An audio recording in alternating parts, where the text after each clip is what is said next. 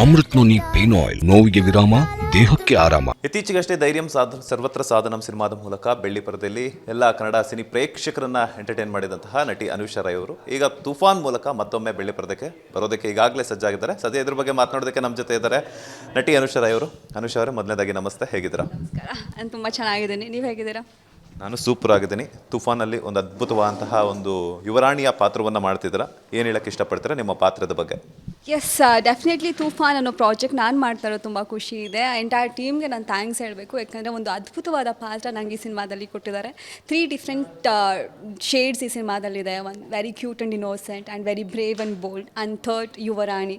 So ಈ 3 ಪಾತ್ರಗಳನ್ನ ನಾವು actually ಒಂದೊಂದು ಡಿಫ್ರೆಂಟ್ ಸಿನಿಮಾದಲ್ಲಿ ನಾವು ನೋಡ್ತೀವಿ, ಬಟ್ ಈ ಸಿನಿಮಾದಲ್ಲಿ ಎಲ್ಲ ಒಂದು ಶೇಡ್ಸು ನನಗೆ ಕೊಟ್ಟಿರೋದು ನಂಗೆ ತುಂಬ ಖುಷಿ ಇದೆ. ಅದಕ್ಕೆ ನಾನು ನಮ್ಮ ಡೈರೆಕ್ಟರ್, ಪ್ರೊಡ್ಯೂಸರ್ ಹಾಗೆ ನಮ್ಮ ಹೀರೋಗೆ ಥ್ಯಾಂಕ್ಸ್ ಹೇಳೋಕ್ಕೆ ಇಷ್ಟಪಡ್ತೀನಿ. ತುಫಾನ್ ಹೊರತುಪಡಿಸಿ ಮತ್ತೆ ಯಾವ ಸಿನಿಮಾಗಳಲ್ಲಿ ಅನುಷಾ ರೈ ಅವರು ಬ್ಯುಸಿ ಆಗ್ತಾರೆ? ಎಸ್, ಈಗ ತೂಫಾನ್ ಕೂಡ on going project and the virus ಅಂತ ಶೂಟಿಂಗ್ ಕಂಪ್ಲೀಟ್ ಆಗಿ ಡಬ್ಬಿಂಗ್ ಕೂಡ ಆಯಿತು. ಅದು ಪ್ರಿಯಾಂಕಾ ಉಪೇಂದ್ರ ನಾನು ಆ್ಯಕ್ಟ್ ಮಾಡಿರುವಂಥದ್ದು ಆ ಸಿನಿಮಾದಲ್ಲಿ. ದ ವೈರಸ್ ಹೆಸರು ಕೇಳಿದ ತಕ್ಷಣ you'll be get to know corona based ಆಗಿ ಮಾಡಿರುವಂಥದ್ದು. ಸೊ ಮೆಡಿಕಲ್ ಮಾಫಿಯಾ ಕಂಪ್ಲೀಟ್ ಆಗಿ ನಾನು ಡಾಕ್ಟರ್ ಆಗಿ ಈ ಸಿನಿಮಾದಲ್ಲಿ ಕಾಣಿಸ್ಕೊಂಡಿದ್ದೀನಿ. ಆ್ಯಂಡ್ ಬ್ಯಾಂಗ್ಳೂರಿಂದ ಅಂತ ಇದರಲ್ಲಿ ಧರ್ಮ ಕೀರ್ತಿರಾಜ್ ಆ್ಯಂಡ್ ನಾನು ಪ್ಯಾರಪ್ ಆಗಿ ಮಾಡಿರುವಂಥ ಸಿನಿಮಾ. ಇದರಲ್ಲಿ ನಾನು ರಿಪೋರ್ಟರ್ ಆಗಿ ಕಾಣಿಸ್ಕೊಂಡಿದ್ದೆ. ಇದು ಕಂಪ್ಲೀಟ್ ಬೆಂಗಳೂರಿನಲ್ಲಿ ಏನೆಲ್ಲ ಕ್ರೈಮ್ಗಳಾಗ್ತಿರುತ್ತೆ ಆ್ಯಂಡ್ ಏನೆಲ್ಲ ನಡೀತಾ ಇರುತ್ತೆ ಅನ್ನೋದ್ರ ಬಗ್ಗೆನೇ ಇದು ಒಂದು ಸಬ್ಜೆಕ್ಟ್ ಆಗಿದೆ. ಸೊ ಇದರಲ್ಲೂ ಕೂಡ ನಾನು ಡಿಫ್ರೆಂಟ್ ಪಾತ್ರ, ರಿಪೋರ್ಟರ್, ಡಾಕ್ಟರ್ ಆ್ಯಂಡ್ ಇದರಲ್ಲಿ ಒಬ್ಬ ಯುವರಾಣಿ. So very happy. 3 projects line up ಆಗಿದೆ. Very happy.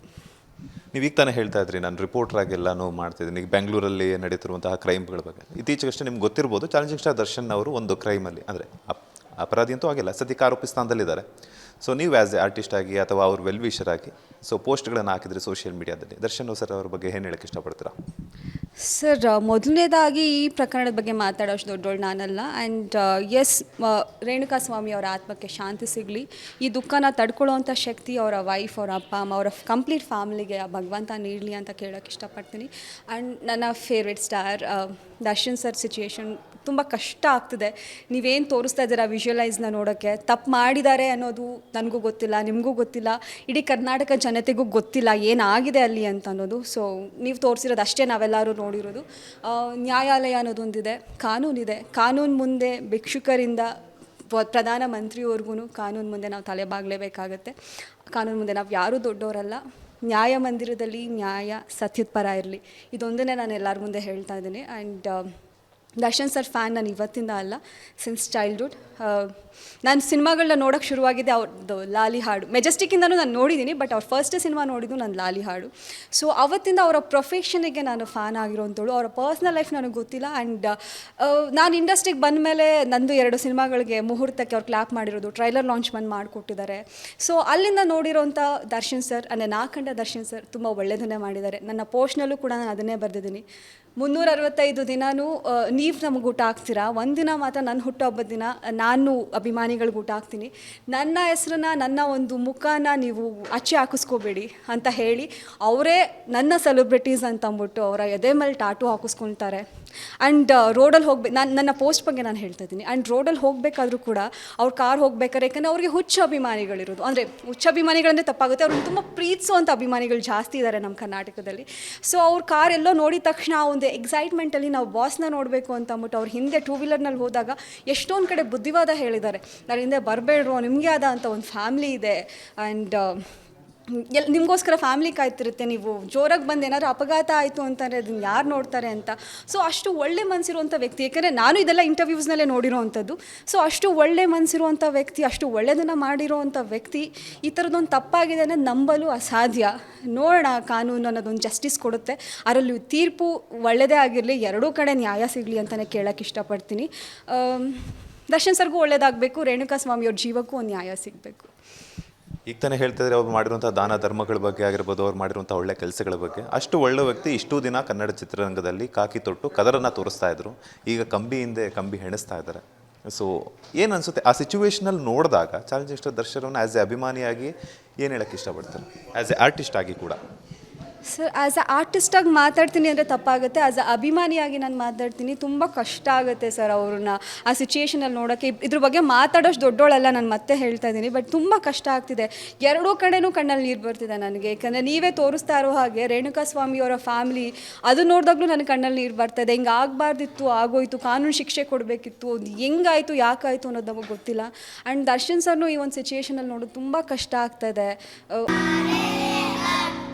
ನಾವು ಸಲಹಿದ ಕೈಗಳು ನಮ್ಮ ನೋವಿಗೆ ಸ್ಪಂದಿಸಿದಾಗ ಆಗುವ ಸಂತೋಷ. ಅಮೃತ್ ನೋನಿ ಪೇನ್ ಆಯಿಲ್, ನೋವಿಗೆ ವಿರಾಮ, ದೇಹಕ್ಕೆ ಆರಾಮ. ಆದಷ್ಟು ಬೇಗ ಅವರು ಒಳ್ಳೇದಾಗಬೇಕು, ಎರಡು ಫ್ಯಾಮಿಲಿಗೂ ನ್ಯಾಯ ಸಿಗಬೇಕು, ಇಬ್ರಿಗೂ ಒಳ್ಳೇದಾಗಲಿ ಸರ್. ಅವರ ಒಂದು ವೈಫ್ಗೆ, ಅವ್ರ ಅಪ್ಪ ಅಮ್ಮಂಗೆ ಒಂದು ಕಾನೂನು ಕಡೆಯಿಂದ ಏನು ನ್ಯಾಯ ಸಿಗಬೇಕು ಸಿಗಲಿ. ಆ್ಯಂಡ್ ದರ್ಶನ್ ಸರ್ ಫ್ಯಾಮಿಲಿ, ಅವರ ಅಭಿಮಾನಿಗಳಿಗೆ ಅವ್ರಿಗೂ ಕೂಡ ಕಾನೂನಿಂದ ಏನು ನ್ಯಾಯ ಸಿಗಬೇಕು ಸಿಗಲಿ. ಆದಷ್ಟು ಬೇಗ ಈ ಆರೋಪ ಮುಕ್ತರಾಗಿ ಅವ್ರು ಹೊರಗಡೆ ಬರಲಿ ಅಂತ ನಾನು ಆ ಚಾಮುಂಡೇಶ್ವರಿನ ಕೇಳ್ಕೊತೀನಿ. ಪವಿತ್ರ ಗೌಡ ಅವ್ರನ್ನ ಯಾವತ್ತಾದರೂ ಭೇಟಿಯಾಗಿದ್ರೆ? ಯಾಕಂತಂದರೆ ಅವರು ಇತ್ತೀಚೆಗಷ್ಟೇ ಬೋಟಿಕ್ಸ್ ಆಗಿರ್ಬೋದು, ಹಲವಾರು ಬಿಸ್ನೆಸ್ಗಳಲ್ಲೆಲ್ಲ ತೊಡಗಿಸ್ಕೊಂಡಿದ್ರಿ. ನಿಮ್ಗೆ ಅವ್ರನ್ನ ಬಾಂಡಿಂಗ್ ಇದೆಯಾ, ಅಥವಾ ಪವಿತ್ರ ಗೌಡ ಅವ್ರ ಬಗ್ಗೆ ಹೇಳೋದಾದ್ರೆ? ಇಲ್ಲ ಸರ್, ನಾನು ಯಾವತ್ತೂ ಅವ್ರನ್ನ ಭೇಟಿ ಮಾಡಿಲ್ಲ, ನಾನು ಡೈರೆಕ್ಟಿಗೂ ಕೂಡ ನೋಡಿಲ್ಲ. ನನಗೆ ಇದೆಲ್ಲ ನ್ಯೂಸ್ ಆದಮೇಲೆ ಅವರೊಬ್ರು ಇದ್ದಾರೆ ಅನ್ನೋದು ನನಗೂ ಗೊತ್ತಿರೋದು. ನನಗೇನು ಐಡಿಯಾ ಇಲ್ಲ ಅವ್ರ ಬಗ್ಗೆ. ಸೊ ದರ್ಶನ್ ಸರ್ ಅವರ ಮಗ ಆಗಿರ್ಬೋದು, ವಿಜಯಲಕ್ಷ್ಮಿ ಅವರ ಸಿಚುವೇಶನ್ ಬಗ್ಗೆ ಹೇಳಿದ್ರಿ, ನೀವು ಪೋಸ್ಟ್ ಸಹ ಶೇರ್ ಮಾಡಿದ್ರಿ. ಸೊ ಚಿಕ್ಕ ಮಗ, ಸೊ ಅವ್ರಿಗೊಂದು ಮನಸ್ಸಿರುತ್ತೆ, ಅದನ್ನ ತಡ್ಕೊಳ್ಳೋವಂಥ ಶಕ್ತಿ ಅದು ಇದೆ ಅಂತ ಹೇಳ್ಬಿಟ್ಟು ಒಂದಷ್ಟು ಪೋಸ್ಟ್ ಮಾಡಿದ್ರಿ ಸೋಷಿಯಲ್ ಮೀಡಿಯಾದಲ್ಲಿ. ಅದ್ರ ಜೊತೆಗೆ ಸೋಷಿಯಲ್ ಮೀಡಿಯಾ ಅಂದಮೇಲೆ ಪಾಸಿಟಿವ್ ಇರುತ್ತೆ, ನೆಗೆಟಿವ್ ಇರುತ್ತೆ. ಈ ಥರ ಸುಮಾರು ಆರೋಪ ಪ್ರತ್ಯಾರೋಪಗಳ ನಡೆ ಒಳ್ಳೆ ಚರ್ಚೆಗಳು ನಡೀತಾ ಇರುತ್ತೆ. ಅಂದರೆ ಲೈಕ್ ಕೆಟ್ಟದ್ದು ಒಳ್ಳೆಯದೆಲ್ಲ ನಡೀತಾನೆ ಇರುತ್ತೆ. ಕೆಲವೊಬ್ಬರು ದರ್ಶನ್ ಪರ ಬ್ಯಾಟ್ ಬೀಸಿದ್ರೆ, ಕೆಲವರು ಅವ್ರ ಆಪೋಸಿಟ್ ಪರ. ಈ ಕಮೆಂಟ್ಗಳ ಬಗ್ಗೆ ಆಗಿರ್ಬೋದು, ವಿಜಯಲಕ್ಷ್ಮಿ ಅಥವಾ ಅವ್ರ ಮಗ ಬಗ್ಗೆ ಏನು ಹೇಳಕ್ಕೆ ಇಷ್ಟಪಡ್ತಾರೆ? ಸರ್, ನಾನು ಪೋಸ್ಟ್ನಲ್ಲೇ ಬರೆದಿರೋ ರೀತಿ ಸತತ 22 ವರ್ಷಗಳಿಂದ ದರ್ಶನ್ ಸರ್ ಅವ್ರ ಜೀವನದಲ್ಲಿ ವಿಜಯನೂ ಆಗಿ ಲಕ್ಷ್ಮಿನೂ ಆಗಿ, ವಿಜಯಲಕ್ಷ್ಮಿ ಮ್ಯಾಮ್ ಅವ್ರ ಜೊತೆನಲ್ಲಿದ್ದಾರೆ. ಅವ್ರಿಗೆ ಅವತ್ತು ಅವ್ರು ಒಳ್ಳೆಯದನ್ನು ಮಾಡಿದರು, ಇವತ್ತು ಕೂಡ ಅವರು ದರ್ಶನ್ ಸರ್ನ ಈ ಒಂದು ಸಂಕಷ್ಟದಿಂದ ಹೊರತರಕ್ಕೆ ಸತತ ಪ್ರಯತ್ನಗಳನ್ನೂ ಪಡ್ತಾ ಇದ್ದಾರೆ. ಅವ್ರು ನೋಡಿದಾಗ ತುಂಬ ಹೆಮ್ಮೆ ಆಗುತ್ತೆ. ಈ ಥರ ಒಂದು ಪತ್ನಿ ಎಲ್ಲರಿಗೂ ಸಿಗಲಿ, ಅಷ್ಟು ಓಡಾಡ್ತಾ ಇದ್ದಾರೆ ಅವರಿಗೋಸ್ಕರ. ಡೆಫಿನೆಟ್ಲಿ ಖುಷಿ ಆಗುತ್ತೆ. ಆ್ಯಂಡ್ ವಿನೀಶ್ ಅವ್ರ ಬಗ್ಗೆ ಹೇಳಬೇಕಂದ್ರೆ, ಪಾಪ ಅದು ಚಿಕ್ಕ ಮಗು, ಅವನಿಗೆ ಅಪ್ಪ ದೊಡ್ಡ ಸ್ಟಾರ್ ಅನ್ನೋದು ಕೂಡ ಅರಿವಿರಲ್ಲ ಪ್ರಾಬಬ್ಲಿ. ಸೊ ಅವ್ರಿಗೆ ಅಷ್ಟೊಂದು ಶಾಪ ಹಾಕೋದ್ರಿಂದ ಏನೂ ಸಿಗಲ್ಲ ಸರ್. ಈಗ ತಪ್ಪು ಹೆಂಗಾಯಿತು ನಮಗೆ ಗೊತ್ತಿಲ್ಲ. ಈಗ ಕಾನೂನು ಅನ್ನೋದಿದೆ, ತೀರ್ಮಾನ ಮಾಡುತ್ತೆ. ಸೊ ಯಾರಿಗೂ ಶಾಪ ಹಾಕೋದ್ರಿಂದ, ಯಾರಿಗೂ ಬ್ಯಾಡ್ ಕಮೆಂಟ್ ಹಾಕೋದ್ರಿಂದ ನಮಗೇನೂ ಸಿಗಲ್ಲ ಸರ್. ಸೋಷಿಯಲ್ ಮೀಡಿಯಾನ ದಯವಿಟ್ಟು ಒಳ್ಳೆಯದಕ್ಕೆ ಯೂಸ್ ಮಾಡ್ಕೊಳ್ಳಿ. ಯಾಕಂದರೆ ತುಂಬ ಒಳ್ಳೆ ಪ್ಲ್ಯಾಟ್ಫಾರ್ಮು. ನಮ್ಮ ಒಂದು ಜೀವನನ ನಾವು ಸಮಾಜದ ಮುಂದೆ ತೋರಿಸ್ಕೊಳ್ಳೋದಕ್ಕೆ, ನಮಗಿರೋ ಒಂದು ಟ್ಯಾಲೆಂಟ್ಸ್ನ, ಅಥವಾ ನಮಗೇನೋ ಒಂದು ಒಳ್ಳೇದು ಮಾಡೋದಕ್ಕೆ ಯಾರೋ ಒಂದು ಅವಕಾಶ ಕೊಟ್ಟಿಲ್ಲ ಅಂತಂದಾಗ ಸೋಷಿಯಲ್ ಮೀಡಿಯಾದಿಂದ ನಾವು ನಮ್ಮ ಒಂದು ಟ್ಯಾಲೆಂಟ್ನ ನಾವು ತೋರಿಸ್ಕೊಂಡು ಎಷ್ಟೋ ಜನ ಸೋಷಿಯಲ್ ಮೀಡಿಯಾದಲ್ಲೇ ಸ್ಟಾರ್ಸ್ ಆಗಿರೋದಂತೂ ಉಂಟು. ದಯವಿಟ್ಟು ಒಳ್ಳೇದು ಮಾಡೋಕ್ಕಾಗಲಿಲ್ವಾ, ಕೆಟ್ಟದಂತೂ ಮಾಡಬೇಡಿ. ಹೆಣ್ಮಕ್ಳು ಮನಸ್ಸಿರ್ಬೋದು, ಅಥವಾ ಹುಡುಗರು ಕೂಡ, ಬರೀ ಹುಡುಗಿರೇ ಅಂತ ಏನು ಹೇಳ್ತಲ್ಲ, ಆ ಹುಡುಗರಿಗೂ ನೆಗೆಟಿವ್ ಕಮೆಂಟ್ಸ್ ಬರುತ್ತೆ, ಹುಡುಗಿರಿಗೂ ನೆಗೆಟಿವ್ ಕಮೆಂಟ್ಸ್ ಬರುತ್ತೆ. ಏನು ಸಿಗುತ್ತೆ ನಿಮಗೆ ನೆಗೆಟಿವ್ ಕಮೆಂಟ್ಸ್ ಹಾಕೋದ್ರಿಂದ? ದಯವಿಟ್ಟು ಒಳ್ಳೇದನ್ನು ಮಾಡಿ, ಕೆಟ್ಟದಂತೂ ಮಾಡೋಕ್ಕೆ ಹೋಗ್ಬೇಡಿ. ಏನೂ ಸಿಗಲ್ಲ ಕೆಟ್ಟದ್ದು ಮಾಡೋದ್ರಿಂದ. ಯಾಕಂದರೆ ತುಂಬ ಜನ ಹೇಳ್ದಂಗೆ ಇಲ್ಲೇ ಬಹುಮಾನ, ಕರ್ಮ ಇಸ್ ಅ ಬೂಮರ್ಯಾಂಗ್. ನೀವೇನು ಮಾಡ್ತೀರೋ ಅದನ್ನು ಅನುಭವಿಸ್ಬಿಟ್ಟು ಹೋಗ್ತೀರಾ. ದಯವಿಟ್ಟು ಸಾಧ್ಯ ಆದಷ್ಟು ಎಲ್ರಿಗೂ ಒಳ್ಳೇದನ್ನು ಮಾಡೋಕ್ಕೆ ಟ್ರೈ ಮಾಡಿ. ಯಾಕಂದರೆ ಒಂದು ನಿಷ್ಕಲ್ಮವಾದ ಮನಸ್ಸಿರಬೇಕು. ಯಾರಿಗೂ ಕೆಟ್ಟದನ್ನು ಮಾಡಬಾರ್ದು. ನಾವೇನು ಕೆಟ್ಟದ್ದು ಮಾಡ್ತೀವಿ ಅದೇ ರಿಪೀಟ್ ಆಗುತ್ತೆ, ನಾವೇನು ಒಳ್ಳೇದು ಮಾಡ್ತೀವಿ ಅದೇ ರಿಪೀಟ್ ಆಗುತ್ತೆ. ಒಳ್ಳೇದು ಮಾಡಿ ನೋಡಿ, ನಿಮ್ಮ ಮನಸ್ಸಿಗೆ ಒಂದು ಶಾಂತಿ ಇರುತ್ತೆ, ನಾನೇನು ತಪ್ಪು ಮಾಡಿಲ್ಲ ಅಂತ. ಬಿಕಾಸ್ ಕೆಲವೊಬ್ರು ಇದ್ದಾರೆ, ನೆಗೆಟಿವ್ ಕಮೆಂಟ್ಸ್ ಹಾಕೋದಿರ್ಬೋದು, ಅಥವಾ ಈಗ ನಾವು ಅವ್ರನ್ನ ಬ್ಲಾಕ್ ಮಾಡಿರ್ತೀವಿ. ಓಕೆ, ನೆಗೆಟಿವ್ ಕಮೆಂಟ್ಸ್ ಹಾಕ್ತಿದ್ದಾರೆ ಅಂತ ನಾವು ಬ್ಲಾಕ್ ಮಾಡಿದರೆ, ನಮ್ಮ ಫ್ರೆಂಡ್ಸ್ಗಳಿಗೆ ಅಥವಾ ನಮ್ಮ ಫ್ಯಾನ್ಸ್ಗಳಿಗೆ ಅಥವಾ ಬೇರೆ ಪ್ರೊಫೈಲ್ಸ್ ಫ್ಯಾಮಿಲಿಗೆ ಏನಿರುತ್ತೆ ಅಲ್ಲಿ ಹೋಗ್ಬಿಟ್ಟು ಕಮೆಂಟ್, ಅಂದರೆ ನಮ್ಮ ಫೋಟೋ ಏನೋ ಶೇರ್ ಮಾಡಿರ್ತಾರೆ, ಅಲ್ಲಿ ಸ್ಟಾರ್ಟ್ ಮಾಡ್ಕೊಳ್ತಾರೆ ಕಮೆಂಟ್. ಇಂಥವ್ರಿಗೆ ಏನು ಹೇಳಬೇಕು ಅನ್ನೋದೇ ಗೊತ್ತಾಗಲ್ಲ. ಆ್ಯಂಡ್ ಎಷ್ಟೋ ಜನಕ್ಕೆ ಧೈರ್ಯ ಇರಲ್ಲ ಪೊಲೀಸ್ ಸ್ಟೇಷನ್ ಹತ್ತಿ ಪೊಲೀಸವ್ರ ಹತ್ರ ಕಂಪ್ಲೇಂಟ್ ಕೊಡಬೇಕು ಅನ್ನೋಷ್ಟು ಎಷ್ಟೋ ಧೈರ್ಯ ಗಂಡು ಮಕ್ಳಿಗೆ ಆಗಲಿ ಹೆಣ್ಮಕ್ಳಿಗೆ ಆಗಲಿ ಇರಲ್ಲ. ಸೊ ಅವರೇ ಏನೋ ಆ್ಯಕ್ಷನ್ಸ್ ತೊಗೊಳಕ್ಕೆ ಹೋಗ್ತಾರೆ, ಅದಿನ್ನೇನೋ ಆಗುತ್ತೆ.